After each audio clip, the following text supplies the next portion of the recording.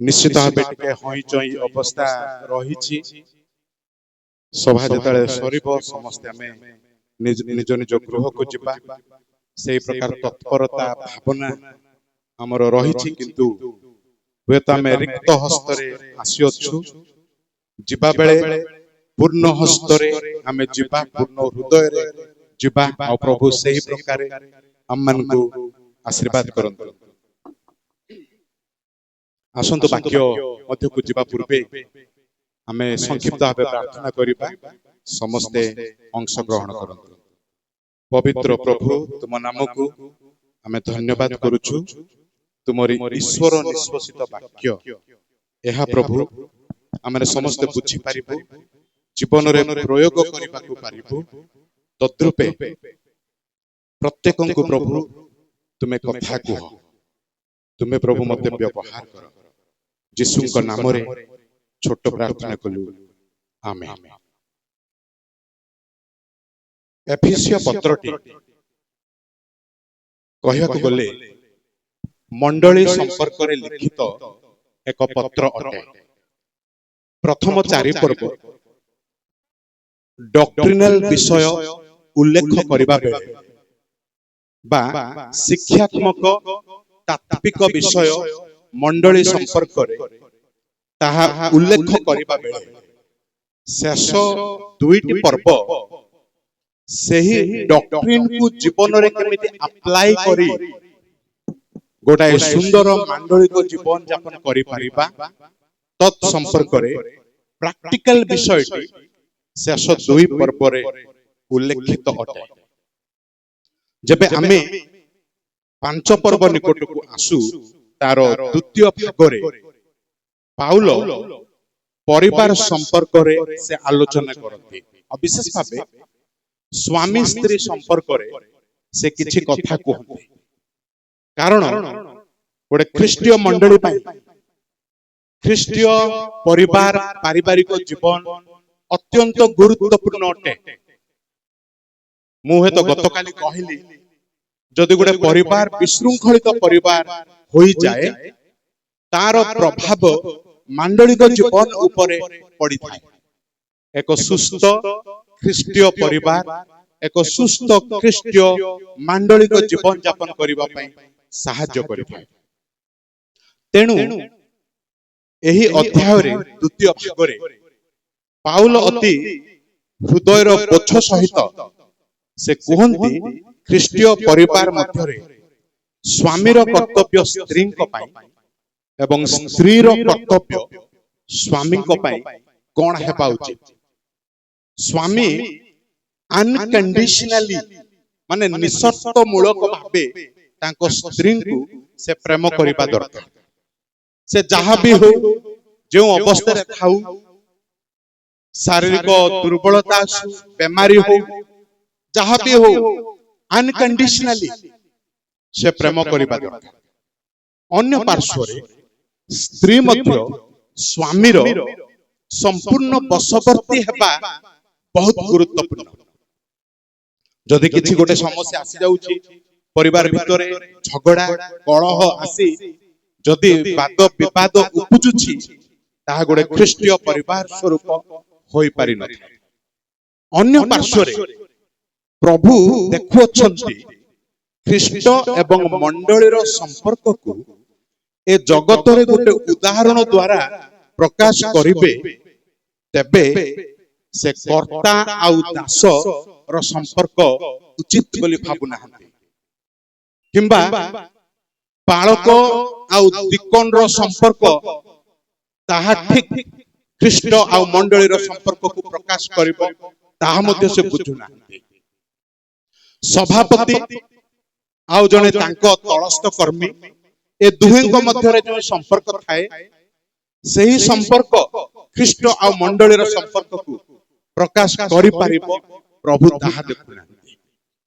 गोटिए जोड़ी गोटिए विषय को प्रभु देखुछंती ताहा होची स्वामी एवं स्त्री रो संपर्क ख्रीष्ट एवं मंडलीर संपर्क को ए जगत दुनिया संसार मध्य रे से प्रकाश करि पारिबे। सेति पे पाउल এই স্থাନରେ ସେ କଣ କୁହନ୍ତି ଯେ ସ୍ୱାମୀ ସ୍ତ୍ରୀଙ୍କୁ ଏମିତି ପ୍ରେମ କରିବା ଦରକାର ଖ୍ରୀଷ୍ଟ ଯେମିତି ମଣ୍ଡଳୀକୁ ପ୍ରେମ କଲେ ଏବଂ ସ୍ତ୍ରୀ ଏମିତି ଅଧୀନସ୍ଥ ହେବା ଦରକାର ମଣ୍ଡଳୀ ଯେମିତି ସମ୍ପୂର୍ଣ୍ଣ ଖ୍ରୀଷ୍ଟଙ୍କର ଅଟେ ଖ୍ରୀଷ୍ଟଙ୍କ ଅଧୀନସ୍ଥା ସେହି ପ୍ରକାର ସ୍ତ୍ରୀ ମଧ୍ୟ ସ୍ୱାମୀର ଅଧୀନସ୍ଥା ହେବା ଦରକାର। ଆଉ ଏହି ନିରୂପିତ ପଦ ନିକଟକୁ ଯେବେ ଆମେ ଆସୁଛୁ ଏହି ସ୍ଥାନରେ ପାଉଲ ଏହା କୁହନ୍ତି ଯେ ଖ୍ରୀଷ୍ଟ କେମିତି ସେ ପ୍ରେମ କରୁଛନ୍ତି ମଣ୍ଡଳୀକୁ ଆଉ ହେ ସ୍ୱାମୀ ମାନେ ତୁମେ ମାନେ ମଧ୍ୟ ଆପଣ ଆପଣ ସ୍ତ୍ରୀ ମାନଙ୍କୁ ସେହି ପ୍ରକାର ପ୍ରେମ କର।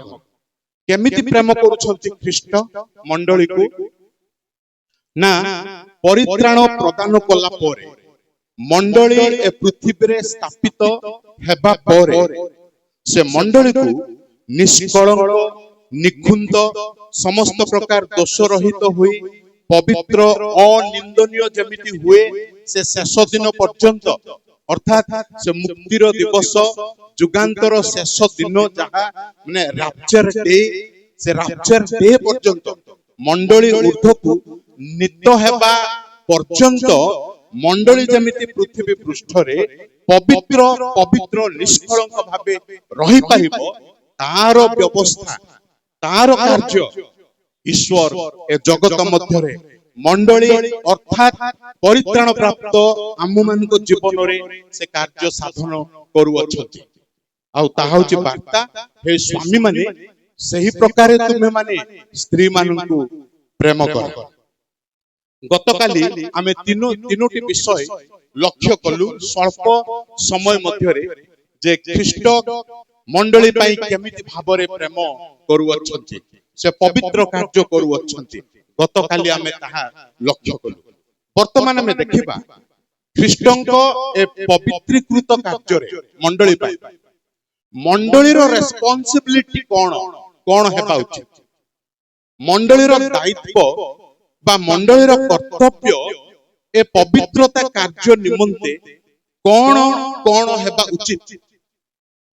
ପ୍ରଭୁ ତ କାର୍ଯ୍ୟ କରୁଛନ୍ତି ସେ ସମସ୍ତ କାର୍ଯ୍ୟ କରିଛନ୍ତି ଆମ ପରିତ୍ରାଣ ସମ୍ପର୍କରେ ପରିତ୍ରାଣ ଦେବା ପରେ ଆମେ ପାଇବା ପରେ ଆମ ପବିତ୍ର ଜୀବନ ଯାପନ ପାଇଁ ଖ୍ରୀଷ୍ଟ କାର୍ଯ୍ୟରତ କିନ୍ତୁ ଆମେ ଏ ପବିତ୍ର କାର୍ଯ୍ୟ ପାଇଁ ଆମରି ରେସ୍ପନ୍ସିବିଲିଟି କଣ କିଛି ଅଛି। ଯଦି ମଣ୍ଡଳୀ ସେ ରେସ୍ପନ୍ସିବିଲିଟି ଦାୟିତ୍ୱଟି ନିଭେଇ ପାରିବ ନାହିଁ ତେବେ କହିବାକୁ ଗଲେ ଏ ପବିତ୍ରୀକୃତ ହେବା ମିଶନ ତାହା ଅଧୁରା ରହିଯିବ। ତେବେ ପ୍ରଶ୍ନ ମଣ୍ଡଳୀର ରେସ୍ପନ୍ସିବିଲିଟି ମଣ୍ଡଳୀର ଦାୟିତ୍ୱ କଣ ଅଟେ। ପ୍ରଥମ ବିଷୟ ଆମେ ଦେଖିବା ଯେ ଏ ପବିତ୍ରୀକୃତ କାର୍ଯ୍ୟ ନିମନ୍ତେ ମଣ୍ଡଳୀ ଖ୍ରୀଷ୍ଟଙ୍କ ଠାରେ ସମ୍ପୂର୍ଣ୍ଣ ରୂପେ ସମର୍ପିତ ହେବା ଦରକାର ସମର୍ପିତ ହେବା ଦରକାର। ଆମେ ଅନେକ ସମୟରେ କଣ ଯେ ଧରା ଛୁଆଁ ଦେବାକୁ ଆମେ ଇଚ୍ଛା କରୁନୁ ଚାହୁଁନୁ ଆଉ ପବିତ୍ର ହେବା ପାଇଁ ଆମର ମନ ଇଚ୍ଛା ଚିନ୍ତା ଲକ୍ଷ୍ୟ ଆମର ନାହିଁ। ଆମେ ଭାବୁ ଯେ ମୋର ଇଚ୍ଛା ମୋର ଚିନ୍ତା ଯାହା ମୁଁ ସେହି ପ୍ରକାର ଚାଲିବି ସେହି ପ୍ରକାର କାର୍ଯ୍ୟମାନ କରିବି। ପ୍ରଭୁ ଏପଟ ଧରାବନ୍ଧା ହୋଇ କାର୍ଯ୍ୟ କରୁଛନ୍ତି କେମିତି ମଣ୍ଡଳୀ ପବିତ୍ର ହୋଇପାରିବ ମଣ୍ଡଳୀ କେମିତି ପବିତ୍ର ହୋଇପାରିବ ଏ ପରିତ୍ରାଣ ପ୍ରାପ୍ତ ଲୋକମାନଙ୍କ ୟୁନିଟ କେମିତି ଶେଷ ପର୍ଯ୍ୟନ୍ତ ଆଉ ପବିତ୍ର ଭାବେ ଏମାନେ ଜୀବନ ଯାପନ କରିପାରିବେ। ଈଶ୍ୱର ଆଉ ସ୍ୱର୍ଗ ଧରାବନ୍ଧା ହୋଇ କାର୍ଯ୍ୟରତ ଆମମାନଙ୍କ ଜୀବନରେ ସେ ପବିତ୍ର କାର୍ଯ୍ୟ କରିବା ପାଇଁ ତତ୍ପରତା ପ୍ରକାଶ କରୁଛି ସ୍ୱର୍ଗ।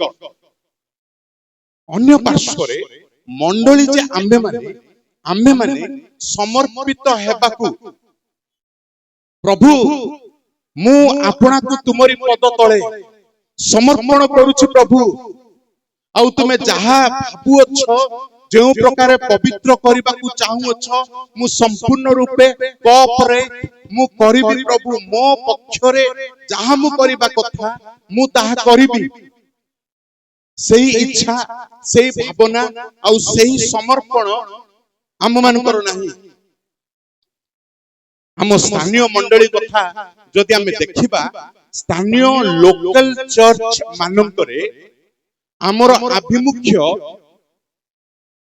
केमिति विश्वासी विश्वासिनी पवित्रतारे बढ़िबा को पारिबे सेही बोझ हुए तो नहीं, से लक्ष्य हुए तो आमानकर नहीं, हुए तो मंडलीर नेतृवर्गଙ୍କ पाखरे सेही चिंता से लक्ष्य हुए तो नहीं।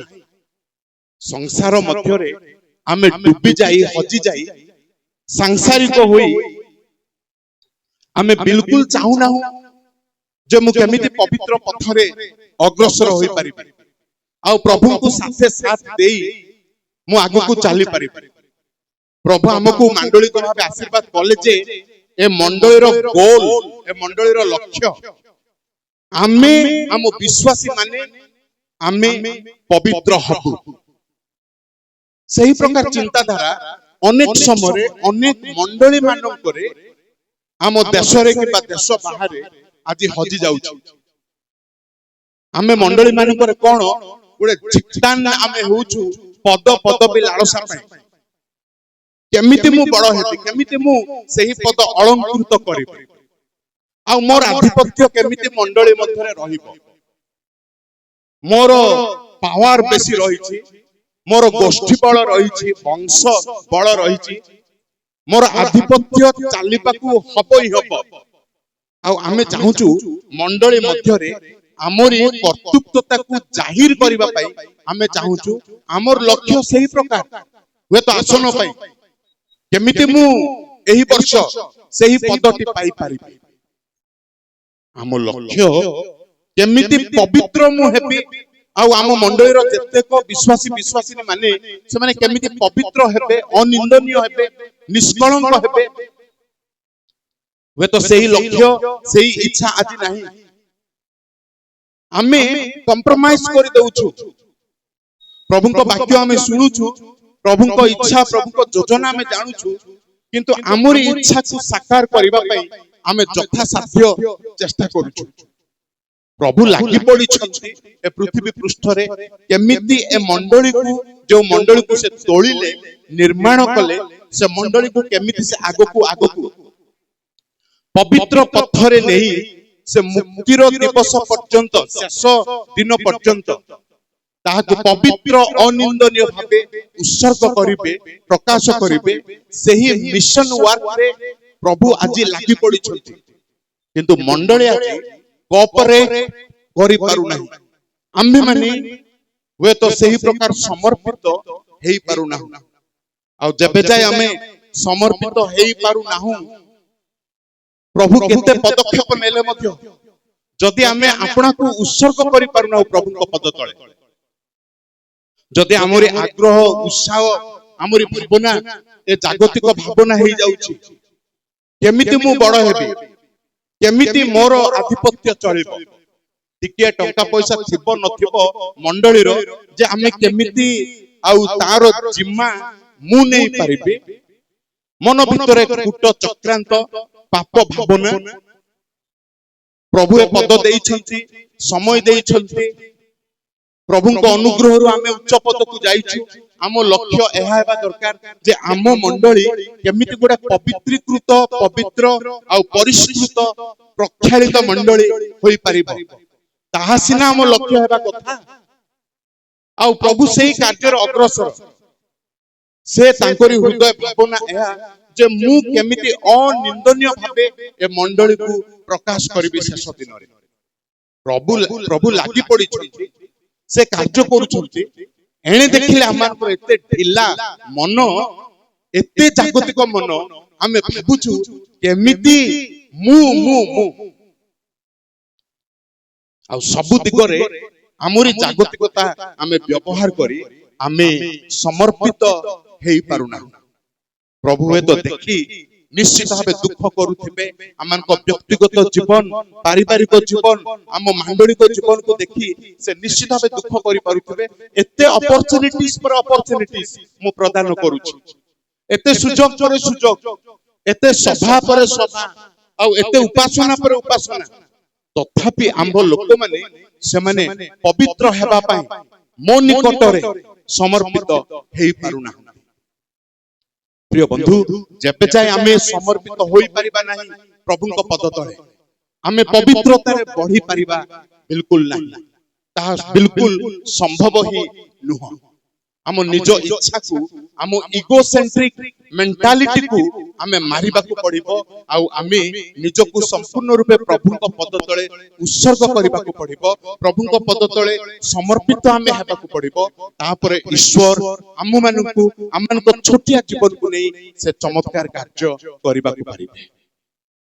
ଆଉ ଏହି ପ୍ରିନ୍ସିପଲ ପରିବାର ମଧ୍ୟରେ ମଧ୍ୟ ଆପ୍ଲିକେବଲ ଅଟେ। ଯେ ମୋ ସ୍ୱାମୀର ଇଚ୍ଛା ବିରୁଦ୍ଧରେ ମୁଁ କେମିତି ଯିବି? ନା, ମୋର ଇଚ୍ଛାକୁ ମୁଁ ସମର୍ପଣ କରିବି।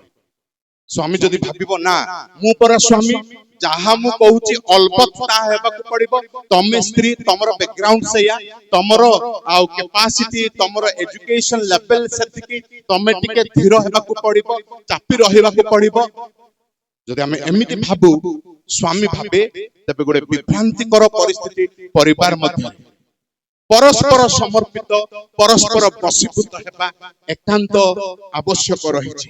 ଆଉ ଯେବେ ଯାଏ ଆମେ ସେଇ ସମର୍ପଣର ମନୋଭାବନା ଧାରଣ କରୁନାହୁଁ, କୌଣସି ପ୍ରକାରେ ସେ ପବିତ୍ରତାର ଜୀବନ ଆମମାନଙ୍କର ହୋଇପାରିବ ନାହିଁ। ଆଉ ପ୍ରଭୁଙ୍କ ଚେଷ୍ଟା, ପ୍ରଚେଷ୍ଟା, ଅନୁଗ୍ରହ, ସୁଯୋଗ, ଅବକାଶ ପ୍ରଭୁ ଯାହା ଏତେ ଏତେ ପ୍ରଦାନ କରୁଛନ୍ତି, ତାହାକୁ ଆମେ ଅପବ୍ୟବହାର ହିଁ କରୁଛୁ, ଅପବ୍ୟବହାର କରୁଛୁ। ତାଙ୍କରି ପଦ ତଳେ ନମ୍ର ଭାବେ ଆଜି ଆମେ ଆଉ ସମର୍ପିତ ହେବା ନିହାତି ଦରକାର। ଆଉ ଯଦି ଆମେ ସମର୍ପିତ ହେବା, ପ୍ରଭୁ ମହାନ କାର୍ଯ୍ୟ କରିବେ। ସେ ପବିତ୍ରତାର କାର୍ଯ୍ୟ ସାଧନ କରିବାକୁ ପାରିବେ। ସେ ସାଇଣ୍ଟିଫାଇଂ ମିନିଷ୍ଟ୍ରି ପବିତ୍ର ଆତ୍ମା ଆମମାନଙ୍କ ଜୀବନରେ କରିବାକୁ ପାରିବ। ଆଉ ତାର ପରିଣାମ, ତାର ରିଜଲ୍ଟ ହଉଛି ବହୁତ ବଡ ବ୍ଲେସିଂ। ଆମେ ଅନେକ ସମୟରେ ଭାବୁ, ମୁଁ ଯଦି ବେଶୀ ଆଧ୍ୟାତ୍ମିକ ହେଇଯିବି କଣ ଲାଭ ପାଇବି? ମୋର ବ୍ୟବସାୟରେ କି ମୋର କାର୍ଯ୍ୟକ୍ଷେତ୍ରରେ ମୁଁ କେମିତି ଲାଭବାନ ହୋଇପାରିବି? କିନ୍ତୁ ବାକ୍ୟର ସତ୍ୟତା ଏହି ପ୍ରକାର ଯେ ଆଧ୍ୟାତ୍ମିକତାରେ ଯଦି ଆମେ କିଛି କ୍ଷତିଗ୍ରସ୍ତ ହେଇଯାଉ ଜାଗତିକ ଭାବରେ, ତାହା ପ୍ରକୃତରେ ମହାନ ଲାଭ ଅଟେ। ଆଧ୍ୟାତ୍ମିକତାର ବାହାରେ ଆମେ କେତେ ଲାଭ ପାଇଲେ ମଧ୍ୟ, କେତେ ଜମା ପାଖ ବ୍ୟାଙ୍କରେ ଆମେ ରଖିଲେ ମଧ୍ୟ, ଯଦି ଆମେ ଆଧ୍ୟାତ୍ମିକ ନହୁ, ତାହା କୌଣସି ପ୍ରକାରେ ଆଶୀର୍ବାଦ ଯୁକ୍ତ ହୋଇପାରିନଥାଏ। ଆଜି ଆମେ କେତେ ସଂଗ୍ରହ କଲେ ମଧ୍ୟ ଶାନ୍ତିରେ ତାକୁ ଉପଭୋଗ କରିପାରିବା ନାହିଁ। ପ୍ରଭୁଙ୍କ ପଦ ତଳେ ଆମର ମେଣ୍ଟାଲିଟିକୁ ଆମେ ନିଶ୍ଚିତ ଭାବେ ଚେଞ୍ଜ କରିବା ଦରକାର। ଆମର ଫିଲସଫି, ମନୋଭାବନାକୁ ଆମେ ପରିବର୍ତ୍ତନ କରିବା ଦରକାର। ପ୍ରଭୁ, ମୁଁ ଏ ଜଗତ ଆଉ ସଂସାର ମଧ୍ୟରେ ସାଂସାରିକ ରଜ୍ଜୁରେ ବନ୍ଧା ହୋଇ ରହିବି ନାହିଁ। ପ୍ରଭୁ, ତୁମରି ପଦ ତଳେ ମୁଁ ଆପଣଙ୍କୁ ଉତ୍ସର୍ଗ କରୁଛି, ସମର୍ପଣ କରୁଛି। ପ୍ରଭୁ, ତୁମେ ମୋତେ ସ୍ପର୍ଶ କର। ଆଉ ତୁମରି ଈଶ୍ୱରୀୟ ସ୍ପର୍ଶତା ମୁଁ ଚାହୁଁଛି। ପ୍ରଭୁ, ତୁମେ ମହାନ କାର୍ଯ୍ୟ ସାଧନ କର। ଆଉ ପ୍ରଭୁ ସେହି ପ୍ରକାର ସମର୍ପଣ ଆଜି ଚାହାନ୍ତି। ଆଉ ସେହି ପ୍ରକାର ସମର୍ପଣ ହେଲେ ପବିତ୍ର ଜୀବନ ଆମେ ଯାପନ କରିବାକୁ ପାରିବା।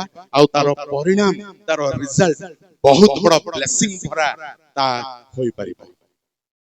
ପ୍ରଥମ ବିଷୟ ଯେ ଆମେ ମଣ୍ଡଳୀ ଭାବରେ ପ୍ରଭୁଙ୍କ ନିକଟରେ ସମର୍ପିତ ହେବା ଦରକାର।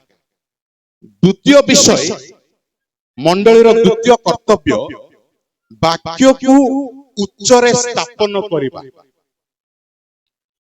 ବାକ୍ୟକୁ ଉଚ୍ଚରେ ସ୍ଥାପନ କରିବା।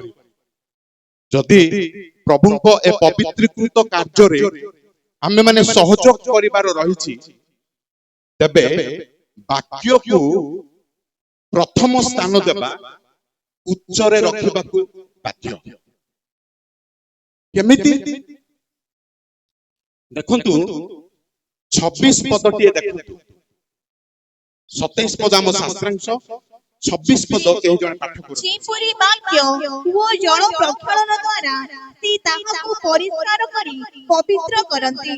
ଦେଖନ୍ତୁ, ଆମେ ଏହି ପଦରେ ଦେଖୁଛୁ ଯେପରି ବାକ୍ୟ ଓ ଜଳ ପ୍ରକ୍ଷାଳନ। ସେଥିପାଇଁ ମଣ୍ଡଳୀ ବାକ୍ୟକୁ ଅତି ଉଚ୍ଚରେ ରଖିବା ଦରକାର। विश्वासी विश्वासी माने आमे माने ईश्वर वाक्य रे तन्न तन्न करी ध्यान करी आमे हजि जिबा दरकार वाक्य मुखस्थ करिबा दरकार ध्यान करिबा दरकार एवं वाक्य को बुझिबा एक्यूरेटली बुझिबा बहुत गुरुत्वपूर्ण विषय है वाक्य आमे केते वाक्य ठुलो करी रखिले मध्य जदि आमे लेखकक भाव को बुझि पारु नाहु तेबे जाय तार मजा बा तार प्रकृत अर्थ प्रकृत भाव आमे पाई पारु नाहु केतोटी मेमोरी वर्स आपण घोषंतु तार अर्थ तार भाव कोन पवित्र आत्मा ईश्वर कोन प्रकाश करूछंती ताहा जेबे जाय जणे व्यक्ति पाई पारि न थाए बुझि पारि न थाए तेबे जाय से वाक्यर लाभ तांको पई बेसी किछि होई पारि न आ दुखर विषय कोन आमे वाक्य पढू वाक्य मुखस्थ करू किंतु जहा भाव प्रकाशित ताहा न पाई आमे उल्टा पलटा बाट बणा होई भूल विषय आमे बुझिता जदि आमे भूल विषय बुझुचु तेबे ए पवित्र रास्ता अटकी जाउछि पवित्रतार पथरे आमे आगु को बढ़िबा मुश्किल हे जाउछि सेतबे बहुत गुरुत्वपूर्ण वाक्य को मंडली उच्चरे रखिबा दरकार अनेक समय आम मंडली मानकरे वाक्य को आमे हाँ प्रोग्राम रे तो शेष रे रखू किंतु शेषटी आम पय प्रमुख विषय सेति आमे सेही प्रकार प्रोग्राम करि थाउ किंतु समस्या होछि आम मन भावना रे आमे हुए तो टंका दान को प्रथम स्थान रखिछु मंडली मध्य रे दान संग्रह कलेक्शन केमती हबो आ से टंका थिले आम मंडली गोटे शक्तियुक्त मंडली बोले आमे भाबू आम मंडली धनी मंडली आम मंडली जहा मते किछ करि परिबा प्रॉब्लम जहा आसीबो फेस करि परिबा काहे कि हमर ऊपर टंका एते बेसी अछि आमे टंका को प्रायोरिटी देई थाउ मंडली को भाबरे जो वाक्य आमन को पवित्र करि पारि थाए बिना वाक्यर पवित्रता असंभव जो वाक्य आमन को पवित्रता पथरे आगु को नै पारिबो सेही वाक्य को आमे कंप्रोमाइज करि बसु से वाक्य को आमे लो लिस्ट को आमे नै आसी थाउ हमकु बड़ मंडली पय बड़ टंका केते आमे बैंक बैलेंस करि पारुछु आ अनेक लोक माने परित्राण प्राप्त न होई दान दियंती सेही दान सब हम पय बड़ से माने परित्राण न पाई थिबाटा हम पय सानो केते हमें पछु को हटी जाइछु समीक्षा करबा दरकार वाक्य को जेबे जाय आमे उच्च स्थान रे स्थापन करि पारु नाहु तेबे जाय गोटे मंडली केते तागर धन थाउ केते बड़ मंडली गृह थाउ केते बेसी विश्वासी विश्वासी ने थांतु जदि वाक्य को आमे हाई प्रायोरिटी देई पारु नाहु तेबे आमे हारि जाउथबा गोटे मंडली हारि जाउथबा गोटे सम्मेलन आमे अटु आउ अति आश्चर्यर विषय दुखदायक विषय एहा जे वाक्य को आमे अनेक समय रे गोटे स्वर आउ शैली को वाक्य बोली आमे भाबि भल कथा स्वर शैली ता बेसी इंपोर्टेंट सुनिबा में बहुत आग्रह आतुरता आसी थाए किंतु अल्टीमेटली ईश्वर का वाक्य ना जदि वाक्य को जणे वाक्य कहवा लोक भांगी पारिबो नाही बंटन करि पारिबो नाही एते सुंदर स्वर शैली कोन सब थाउ तार मूल्य कोन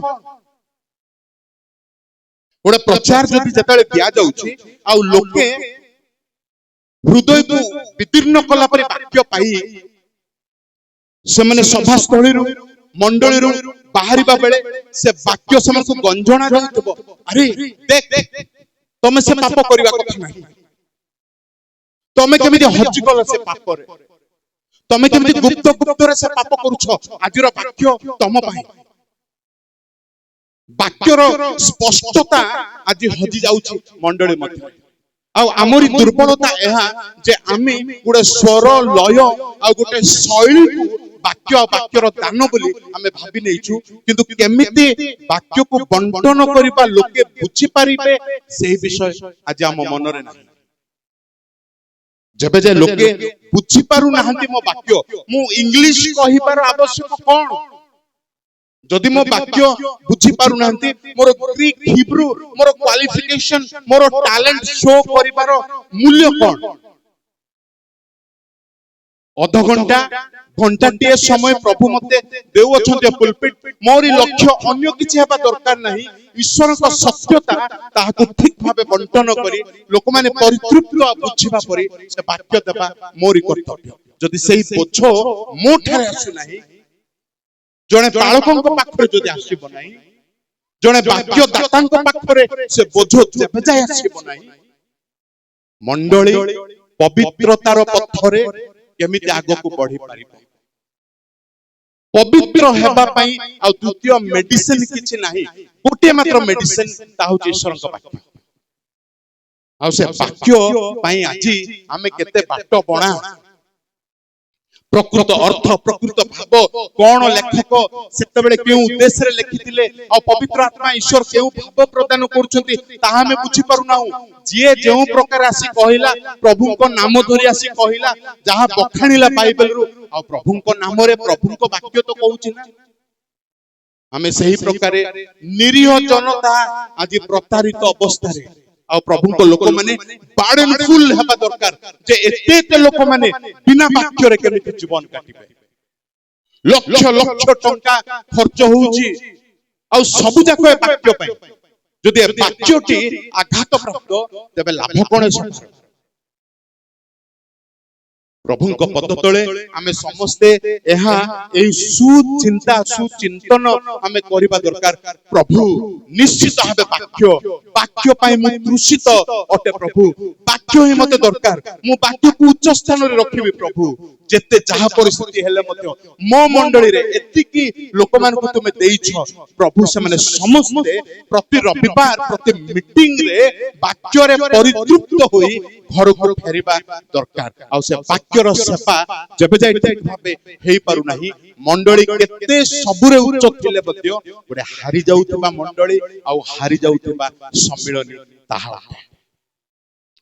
ପବିତ୍ରତାର ପଥରେ ପ୍ରଭୁ ସେ ପବିତ୍ର କାର୍ଯ୍ୟ ସାଧନ କରିବା ବେଳେ ମଣ୍ଡଳୀର ରେସ୍ପନ୍ସିବିଲିଟି ରହିଛି। ଆଉ ପ୍ରଥମ ରେସ୍ପନ୍ସିବିଲିଟି, ମଣ୍ଡଳୀ ଆମେ ମାନେ ସମର୍ପିତ ହେବା ଦରକାର। ପ୍ରଭୁ ମୁଁ ଆପଣଙ୍କୁ ତୁମରି ପଦ ତଳେ ସମର୍ପଣ କରୁଛି ପ୍ରଭୁ, ଯାହା ଇଚ୍ଛା ତୁମର ତୁମେ ତାହା ସାଧନ କର। ଆଉ ଯେବେ ଯେ ଆମେ ସମର୍ପିତ ହୋଇପାରିବା ନାହିଁ, ଈଶ୍ୱର କିଛି ମଧ୍ୟ ଆମମାନଙ୍କ ଜୀବନରେ ସାଧନ କରିପାରିବେ ନାହିଁ। ଦ୍ୱିତୀୟ ଗୁରୁତ୍ୱପୂର୍ଣ୍ଣ କର୍ତ୍ତବ୍ୟ ମଣ୍ଡଳୀର ଯେ ବାକ୍ୟକୁ ଉଚ୍ଚ ସ୍ଥାନରେ ରଖିବା। ଆଉ ଏ ବାକ୍ୟ ଦ୍ୱାରା ହିଁ ପବିତ୍ରତାର ଜୀବନ, ପବିତ୍ରତାର ପଥ। ଆମେ ସମସ୍ତେ ଜାଣୁ ଦାଉଦ କେମିତି ହଠାତ୍ ପାପରେ ସେ ପତିତ ହେଲେ। ଦାଉଦ ଯେତେବେଳେ ସେ ପାପରେ ପତିତ ହେଲେ, ସେ ହୁଏତ ଭାବିଥିଲେ ଯେ ମୁଁ ଗୋଟିଏ ପାପ କରିବାକୁ ଯାଉଛି। କଣ ସେ ପାପ? ନା ବେତ୍ସେବା ସହିତ ମୁଁ ବ୍ୟଭିଚାର କରୁଛି, ତାହା ହିଁ ଗୋଟିଏ ପାପ।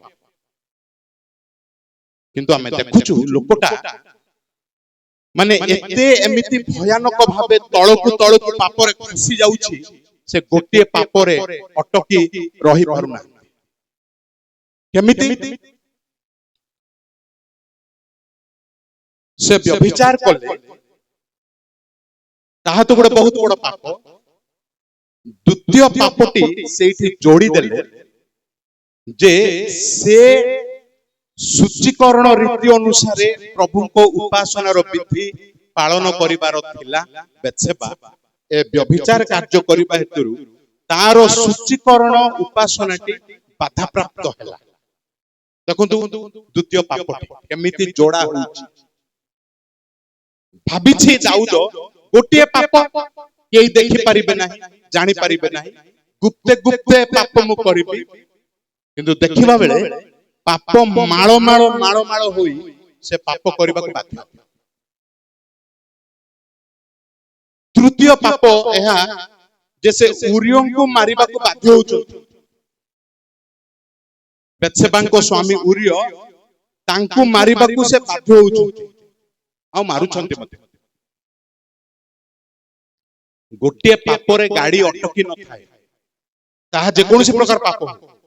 ଆଉ ଆମେ କେତେ ବ୍ରିଲିଏଣ୍ଟଲି ପାପକୁ ଆମେ କରିବାକୁ ଗଲେ ମଧ୍ୟ ଆମେ ନିଶ୍ଚିତ ଭାବେ ସେ ଜାଲରେ ପଡିବା ଆଉ ଭୟାନକ ଭାବେ ତଳକୁ ତଳକୁ ଖସିବ, ଆଉ ଖସିଲା ଗୋଡ ତଳକୁ ତଳ।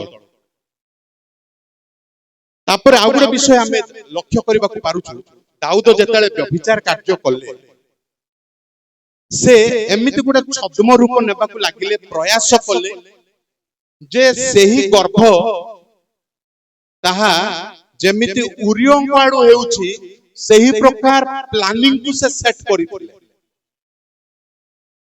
ସେହି ପ୍ରକାର ପ୍ଲାନିଂ ସେ ସେଟ୍, ନିଜେ ଭୁଲ କାମ କରିଛି, ଦୋଷଟା ସେ ଦେଉଛି ଅନ୍ୟକୁ, ଆଉ ନିନ୍ଦାରୁ ଫୁଟିବା ପାଇଁ ସେ ଗୋଟେ ପ୍ରୟାସ।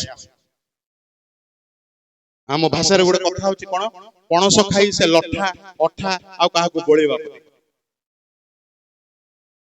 ଆଉ ଗୋଟେ ପାପ, ଏତେ ବଡ ଲୋକ, ପ୍ରଭୁଙ୍କ ମନର ମତ ବ୍ୟକ୍ତି, ସେ ଏତେ ସବୁ ପାପ କରି ସେ କିଛି ମୁଁ କରିନାହିଁ ବୋଲିବା ପରେ ଡ୍ରାମାଟିକ ଲାଇଫ ସେ କାଟିବାକୁ ଯାଉଛି।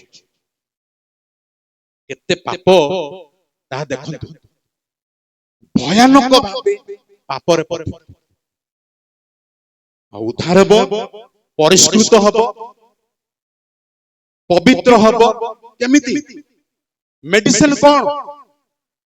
ଈଶ୍ୱରଙ୍କ ବାକ୍ୟ।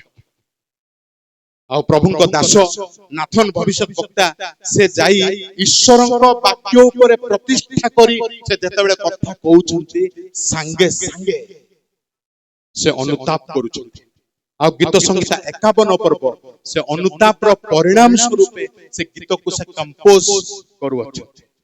ଏତେ ଭୟାନକ ପାପରେ କିନ୍ତୁ ଉଦ୍ଧାର ବା ପାପ କ୍ଷମା ବା ସେ ପବିତ୍ରତା ଆସୁଛି କେବଳ ବାକ୍ୟ ଦ୍ୱାରା, ଆଉ ଅନ୍ୟ ବିକଳ୍ପ କିଛି ନାହିଁ। ସେହି ପ୍ରକାର ମେଡିସିନ, ସେହି ପ୍ରକାର ସମାଧାନକାରୀ ଉଦ୍ଧାରକାରୀ ବାକ୍ୟକୁ ମଣ୍ଡଳୀ ପଛରେ ପକେଇ ଦେବ କେମିତି? ଅନେକ ସମୟରେ ବାକ୍ୟ ପାଇଁ ଆମେ ଅନ୍ୟାନ୍ୟ ରିପ୍ଲେସମେଣ୍ଟ ଆମେ ରଖୁଛୁ, ଗୋଟେ ପ୍ରକାର ଇମୋସନକୁ ଆମେ ବଡ ବୋଲି ଭାବି ନେଇ ଯାଉଛୁ। ଆଉ ସେ ଇମୋସନ କେବଳ ପେଣ୍ଡେଲ ଭିତରେ ମାତ୍ର। ୱାନ୍ସ ଆମେ ଆଉଟ ହେଲୁ, ଆଉ ସେ ଇମୋସନରେ ଆମର ପବିତ୍ର ଜୀବନ ଆଗକୁ ବଢି ପାରିନଥାଏ। ଆମ ପୂର୍ବ ପରି କଥାବାର୍ତ୍ତା, ପୂର୍ବ ପରି ଚାଲିଚଳନ, ପୂର୍ବ ପରି ବ୍ୟବହାର, ଯାହା ଆମ ଜୀବନରେ ପରିବର୍ତ୍ତନ ଆଣି ଦେଇ ପାରିବ, ଆମକୁ ପବିତ୍ର କରିଦେଇ ପାରିବ, ତାହା ହଉଛି ଈଶ୍ୱରଙ୍କ ବାକ୍ୟ। ଆଉ ଈଶ୍ୱରଙ୍କ ବାକ୍ୟରେ ଆମେ କେତେ ଦୂର ନିର୍ମିତ, ଗଠିତ ଆମେ ହେଇପାରୁଛୁ। ପ୍ରିୟ ମା ଭଉଣୀ ମାନେ, ଆପଣ ମାନେ ଯଦି ନିଜ ପରିବାରକୁ ସଜାଡିବା ପାଇଁ ଚାହାନ୍ତି, ଅନ୍ୟ କୌଣସି ବିଷୟ ଦରକାର ନାହିଁ, ଗୋଟେ ମାତ୍ର ବିଷୟ, ଆଉ ତା ପାଇଁ ବିକଳ୍ପ କିଛି ନାହିଁ, ତାହା ହଉଛି ଈଶ୍ୱରଙ୍କ ବାକ୍ୟ। ଆପଣ ମାନେ କେତେ ଦୂର ବାକ୍ୟରେ ବନ୍ଧା, ବାକ୍ୟର ଭିତ୍ତିମୂଳ ଉପରେ ସ୍ଥାପିତ। ଯେତେବେଳେ ସମୟ ପାଆନ୍ତି ଆପଣ ମାନେ ବାଇବେଲ ଖୋଲି ମୁଁ କେମିତି ବାକ୍ୟକୁ ବୁଝିବି, ଜାଣିବାକୁ ପାରିବି, ପ୍ରୟାସ କରନ୍ତି ନା ଆଉ ଗୋଟେ କଣ ମା ଭଉଣୀକୁ ଖୋଜେଇ କାହା ବିଷୟରେ ବ୍ୟାକବାଇଟିଂ ଚର୍ଚ୍ଚା ଆରମ୍ଭ କରିଦିଅନ୍ତି?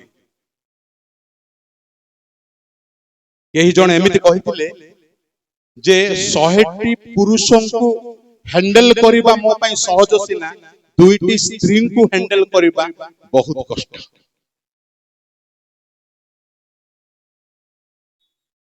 ଯଦି ବରଣ୍ଡା ଖାଲି ପଡିଛି, ଜଣେ ମା ଭଉଣୀ ସହିତ ଆଉ ଜଣେ ମା ଭଉଣୀ ମିଶି ଯାଉଛନ୍ତି, ସେ ଗାଁର ଫାଉଣ୍ଡେସନ ଦୋହଲି ଯିବ।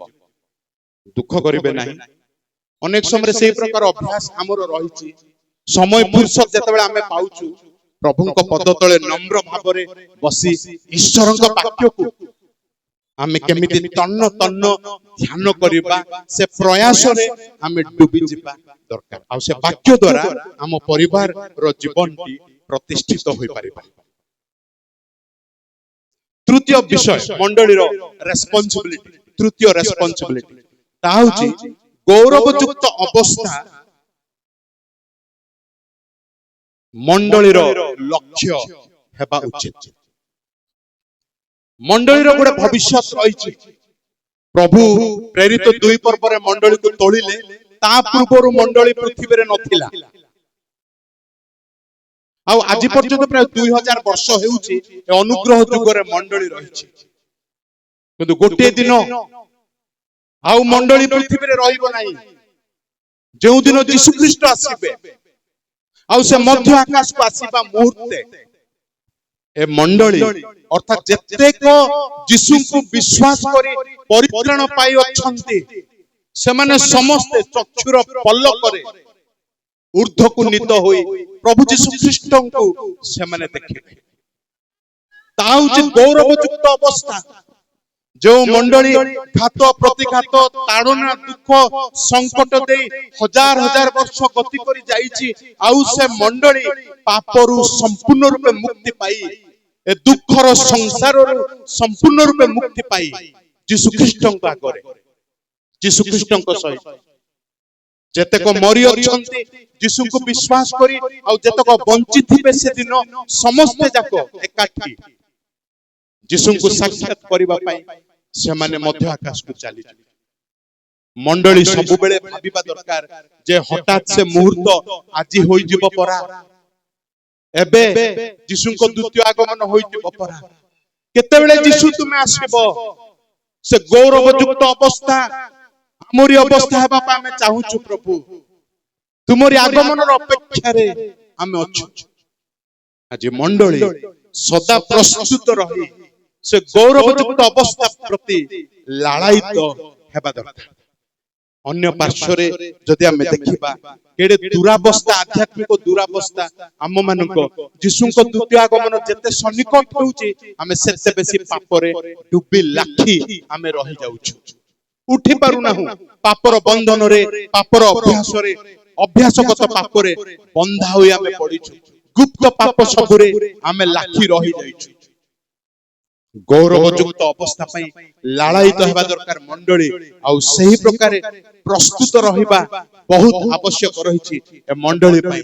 ଯେତେବେଳେ ଯୀଶୁ ଆସିବେ ସେ ମୁହୂର୍ତ୍ତରେ କି ଆମେ କୌଣସି ଗୋଟେ ପାପରେ ଲାଖିକି ରହିଯାଇଥିବା, ନା ପ୍ରସ୍ତୁତ ରହି ପ୍ରାର୍ଥନାର ସହିତ ଅପେକ୍ଷାର ସହିତ ଆମେ ଥିବା ବେଳେ ତାଙ୍କର ଦ୍ୱିତୀୟ ଆଗମନ ହବ। ଆମେ ମଣ୍ଡଳୀ ଶୋଇ ପଡ଼ିଥିବା ଅବସ୍ଥାରେ ଯୀଶୁ ଆସିବେ, ନା ସଜାଗ ରହି ପ୍ରସ୍ତୁତ ରହିଥିବା ଅବସ୍ଥାରେ ଯୀଶୁ ଆସିବେ? ପାପରେ ରହିଥିବା ବେଳେ ଯୀଶୁ ଆସିବେ, ନା ଗୋଟେ ପବିତ୍ର ଅବସ୍ଥାରେ ଆମେ ଥିବା ବେଳେ ଯୀଶୁ ଆସିବେ? ଆମରି ପ୍ରସ୍ତୁତ ଆଜି କେମିତି? ଆମେ କି ଅପେକ୍ଷାରତ ସମୟ ଯାପନ କରୁଛୁ? ତାଙ୍କ ଦ୍ୱିତୀୟ ଆଗମନର ଅପେକ୍ଷାରେ ଆମେ ରହିଛୁ। ଗୌରବଯୁକ୍ତ ଅବସ୍ଥା ପ୍ରତି ଲାଳାୟିତ ଆମେ ହେଉଛୁ। ପ୍ରିୟ ବନ୍ଧୁ, ପ୍ରଭୁ ଯଦି ଆମମାନଙ୍କୁ ଏତେ ସବୁ ଅନୁଗ୍ରହ ପ୍ରଦାନ କଲେ, ଏଇଥିପାଇଁ ଯେ ଆମେ ଯେମିତି ପବିତ୍ରତାର ପଥରେ ପାହୁଣ୍ଡେ ଆଗକୁ ଆମେ ବଢିପାରୁ, ଆଉ ଗୋଟେ ପାଦ ଆମେ ଆଗକୁ ଯାଇପାରିବା। ଯେବେ ସଭା ସରୁଛି, ବାକ୍ୟ ସରୁଛି, ଆମେ ପବିତ୍ରତାର ପଥରେ ଆମେ ଆଉ ଗୋଟେ ପାଦ ଆଗକୁ ଯିବା ଦରକାର। କହି ଉଠିବା ଦରକାର, ପ୍ରଭୁ ମୁଁ ଜାଣିପାରୁଛି ତୁମର ମିଶନ, ତୁମରି ଲକ୍ଷ୍ୟ, ତୁମର ଇଚ୍ଛା, ଆଉ ଆଜି ପର୍ଯ୍ୟନ୍ତ ମୁଁ କୋଅପରେଟ କରିପାରି ନାହିଁ ପ୍ରଭୁ, ସହଯୋଗ କରିପାରି ନାହିଁ ପ୍ରଭୁ। କୌଣସି ଗୋଟେ ପାପରେ ମୁଁ ପଡ଼ି ରହିଯାଇଥିଲି। ଆଜି ପ୍ରଭୁ ମୁଁ ଉଠୁଅଛି, ପଦକ୍ଷେପ ନେଉଅଛି ପ୍ରଭୁ ତୁମ ପାଇଁ, ଆଉ କେବଳ ତୁମରି ଗୌରବ ପାଇଁ। ମୁଁ ଏହି ରେସ୍ପନ୍ସିବିଲିଟି କରିବି ପ୍ରଭୁ, ସମର୍ପିତ ହେବି, ଆଉ ବାକ୍ୟକୁ ଉଚ୍ଚରେ ସ୍ଥାପନ କରିବି।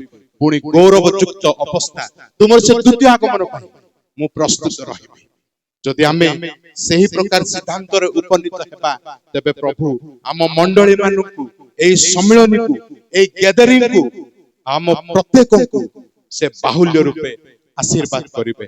ପ୍ରଭୁଙ୍କ ପଦ ତଳେ ଆମେ ସମସ୍ତେ ଏହି ଡିସିସନ ନେଇ ପ୍ରଭୁଙ୍କ ଠାରେ ପ୍ରାର୍ଥନା କରୁ, ପ୍ରଭୁ ତୁମେ ମତେ ସ୍ପର୍ଶ କର, ଆଉ ପବିତ୍ରତାର ପଥରେ ଆଗକୁ ନିଅ। ପ୍ରଭୁ ନିଶ୍ଚିତ ଭାବେ ପ୍ରତ୍ୟେକଙ୍କୁ ଆଶୀର୍ବାଦ କରିବେ। ଧନ୍ୟବାଦ।